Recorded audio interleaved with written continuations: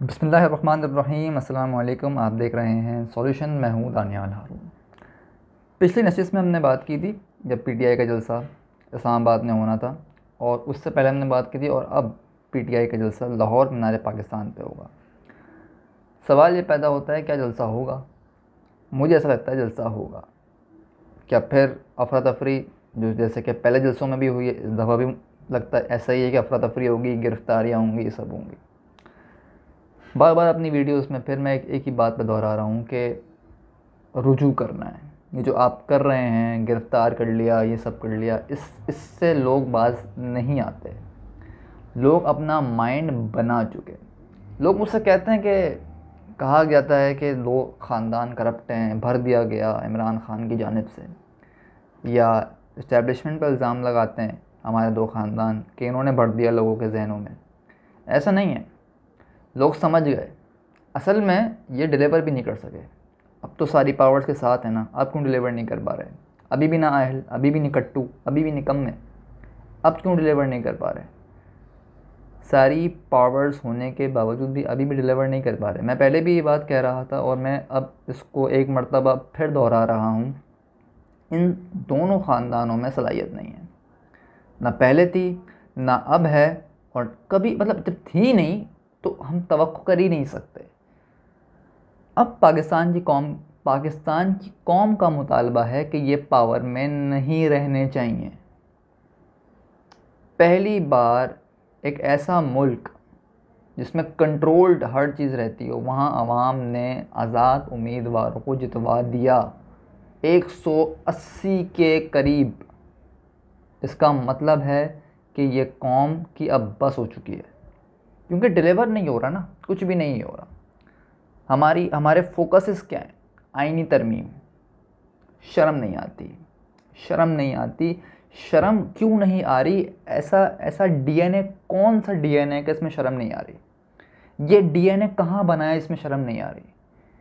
रात रात भर जाग के कोई उससे मिल रहा है, कोई उससे मिल रहा है। इस कौम के लिए कभी आपने रात रात भर जाग के कोई आईनी तरमीम की कि इस कौम को फ़ायदा हो? और फिर वो दानिश्वर, वो सहाफ़ी, वो ज़मीर फ़रोश, वो मैं तो मैं बहुत कुछ कहना चाहता हूँ मगर मैं अपने आप को रोक लेता हूँ, क्योंकि ज़ाहिर बात है मेरा प्लेटफॉर्म ऐसा है कि मैं बहुत कुछ कह नहीं सकता, सिर्फ आदाब की और तहज़ीब को सामने रखते हुए। लेकिन शर्म का मकाम है, तुम उसको बैठ कर डिफेंड कर, तो ये जी पॉलिटिक्स हो रही है जी, वो जी बड़ी क्लेवर पॉलिटिक्स है। ये पॉलिटिक्स है। एक अच्छे पॉलिटिशियन की डेफिनेशन मैं पहले भी जिक्र कर चुका हूँ, वो ये होती है कि वो अपनी कौम को मसाइल से निकाल ले। यहाँ अच्छा पॉलिटिशियन ये है कि अपनी जमात को मसाइल से निकाल लेता है, वो जी वो अच्छे पॉलिटिशियन है। क्या आज अच्छी बार्गेनिंग करते हैं वो अपने लिए ना। जहाँ दुनिया की पावर्स आके आपके सामने बैठती हैं, वहाँ आप उन पावर्स के आगे लेट जाते हैं। मतलब एक वो तरमीम जो कि अपने फ़ायदे के लिए, वो नहीं हो सकती ना, नहीं हो सकती। अब समझ में आई, नहीं हो सकती सारी पावर्स के बावजूद। इसका मतलब ये कि खल के खुदा भी साथ नहीं है। तो समझ क्यों नहीं आ रही ये बात? जितना जितना वक्त बढ़ रहा है आगे, वो ऊसा नफ़रत में कन्वर्ट हो रहा है। फिर कोई ये कहेगा तो नहीं ना कि किसी ने आगा नहीं किया। भाई आगा कर रहे हैं, अच्छे तरीके से समझा रहे हैं। अब हमें आगे बढ़ना है। रोज़ाना जब भी मैं वीडियो में बात करता हूँ, हम बात करते हैं कि वे फॉरवर्ड। 28 महीने से 1 सेंटीमीटर मुल्क आगे नहीं बढ़ा। 28 महीने हो गए ना ये रिजीम चेंज के बाद। यही था ना कि इमरान खान को निकाल कर, इससे नहीं हो रहा तो हम ये लाते हैं पुराने तजर्बाकार। तो ये इन्होंने डिलीवर क्यों नहीं किया सारी पावर्स के बावजूद? लोगों का प्रोटेस्ट अब तक है, तो उसका मतलब है उनकी सुननी पड़ेगी। लाजमन उनकी सुननी पड़ेगी, क्योंकि स्टेक होल्डर, सबके लिए स्टेक होल्डर आवाम होती है।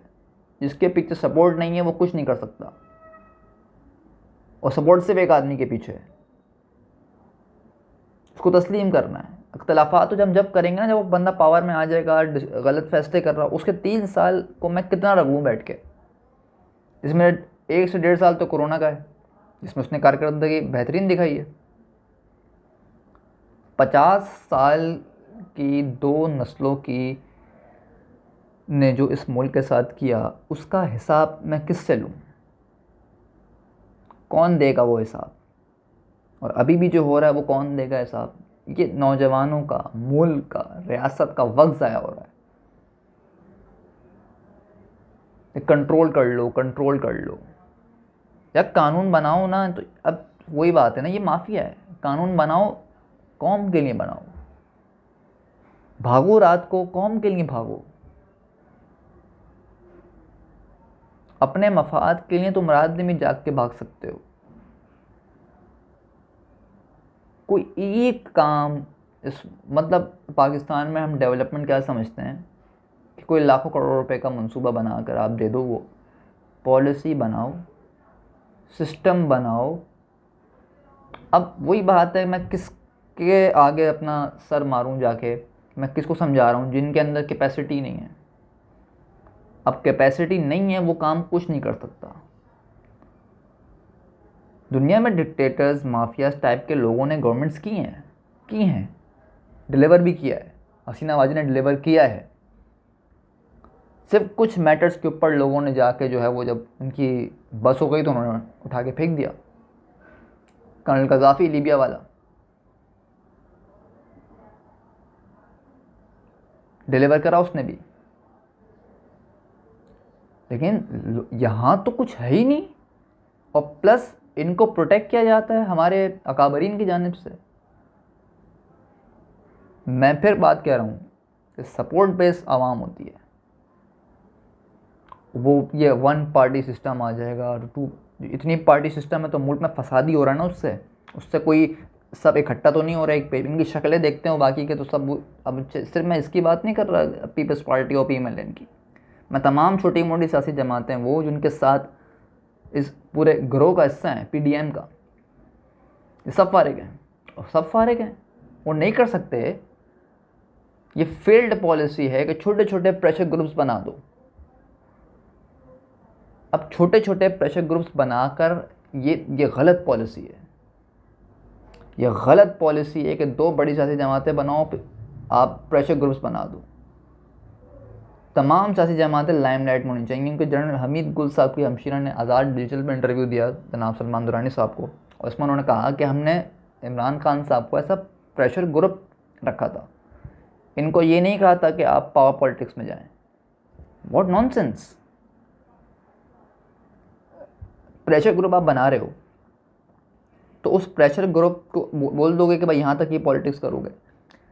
फिर वही बात मैं कह रहा हूँ, चाहे वो महारंग बलोच हो, चाहे मंजूर पश्तीन हो, चाहे MKM, XYZ, जो जमातें हैं, इलाकाई जमातें होंगी, शहरों की, सूबों की, मैं हमेशा अपने कौम को एक बात समझाऊंगा, इनको आपने 2 बातें समझानी है कि आपने सूबे बेस्ड पॉलिटिक्स नहीं करनी, आपने नेशनल पॉलिटिक्स करनी है।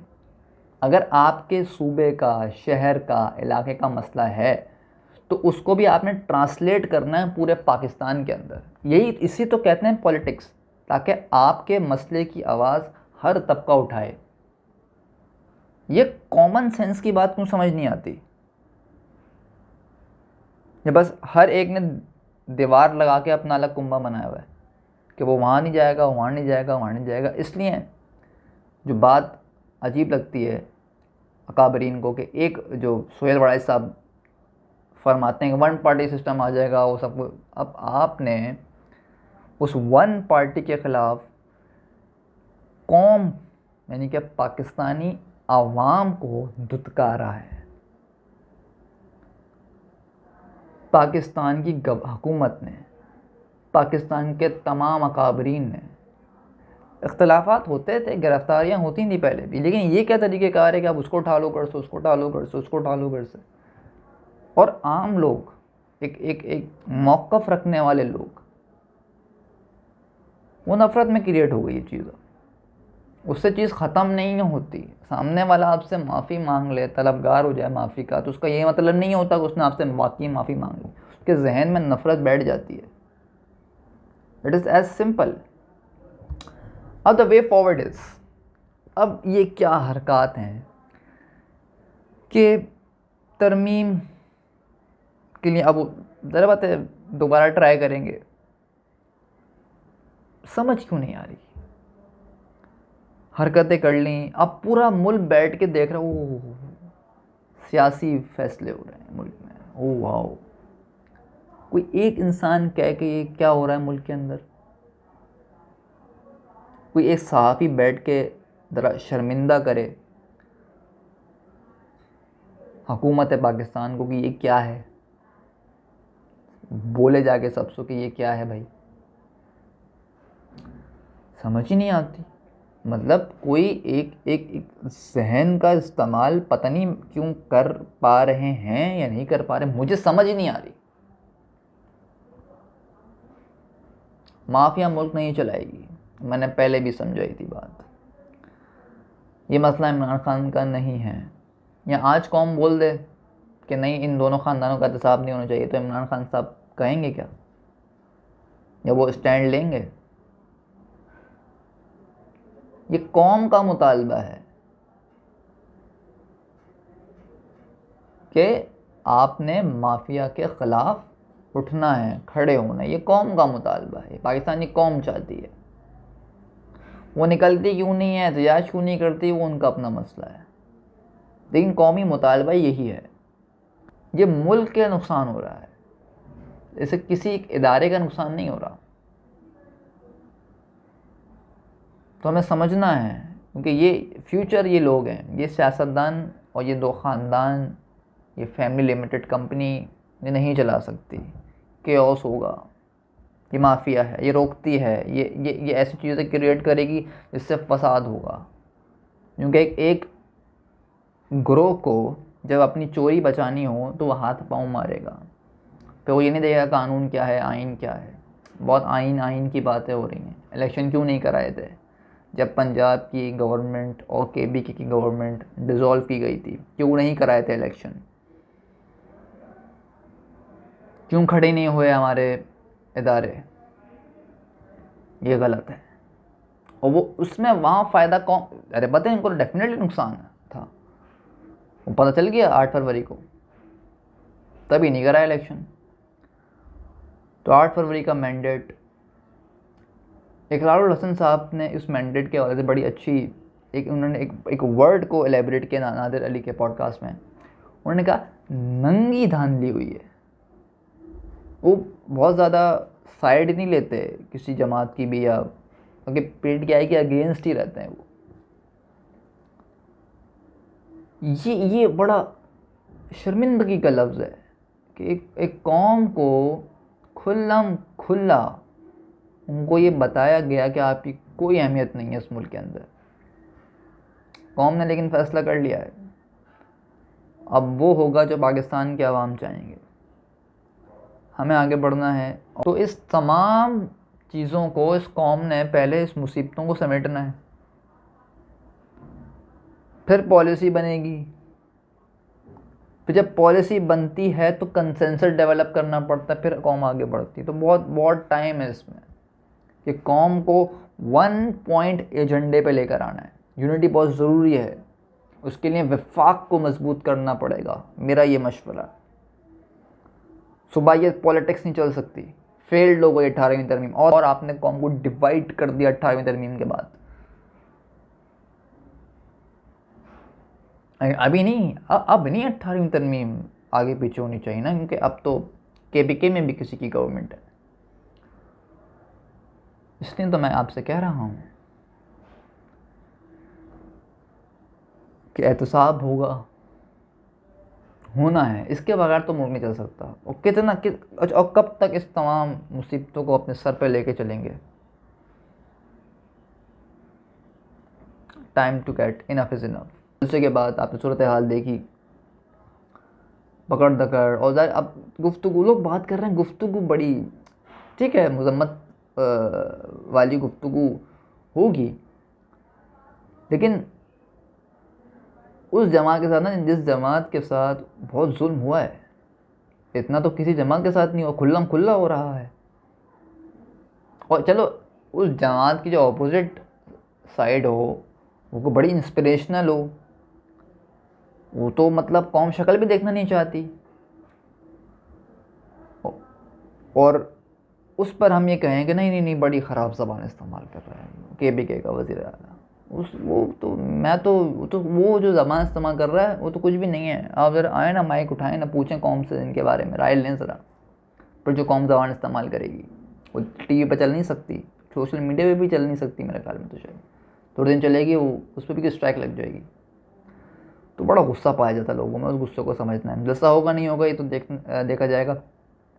मेरे हिसाब से जलसा होगा, और वही बात है, कौम अपने हकूक़ के लिए निकलेगी, एफ़र्ट करेगी, कौम को फिर धमकाया जाएगा, डराया जाएगा, लेकिन इससे कुछ होगा नहीं। कौम ने फैसला कर लिया है, क्योंकि अवाम के पास है nothing to lose, nothing to lose. वो कह रहे हैं ना, महंगाई से मर जाएंगे, ऐसे मर जाएं। तो लोगों की आपने इस पल्स को समझना है। अब किसी वो काम नहीं होगा जो माफिया का फ़ायदेमंद होगा, वो काम होगा जो पाकिस्तानी कौम के लिए फ़ायदेमंद होगा, और हम उसकी तरफ अब बढ़ रहे हैं। इंशाल्लाह आपसे मुलाकात होगी अगली नशिस्त में। अपना बहुत ख्याल रखिएगा, दुआ में याद रखिएगा। अल्लाह हाफ़िज़।